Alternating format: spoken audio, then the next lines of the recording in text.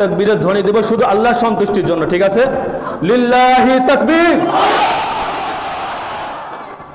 যখনই কোনো মুসলমান যুদ্ধে ঝাঁপিয়ে পড়তেন তখন আল্লাহু আকবারের স্লোগান দিয়েই ঝাঁপিয়ে পড়তেন। এই স্লোগানের অনেক পাওয়ার।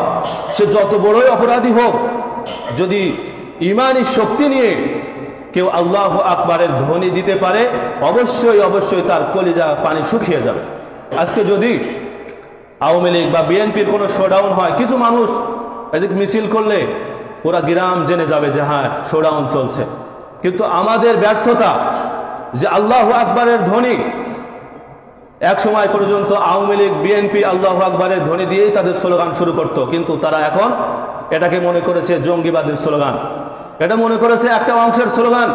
মনে রাখতে হবে আমরা মুসলমান, এবং প্রত্যেক মুসলমান জন্মগ্রহণের সাথে সাথে তার ডান কানে আজান হয়েছে আল্লাহু আকবার, বাম কানে আল্লাহু আকবার হয়েছে। এভাবে 5 ওয়াক্ত নামাজ চলছে আল্লাহু আকবার, আজান হচ্ছে আল্লাহু আকবার। এরপরেও যদি কেউ বিভ্রান্ত হয়, এটা তার কপাল পোড়া ছাড়া কিছুই না। এজন্য কি আল্লাহু আকবারের স্লোগান কাদের? মুসলমানদের। আওয়ামী লীগ বিএনপি জাতীয় পার্টি জামাত ইসলামী আরো যত দল আছে সবার কি স্লোগান কি?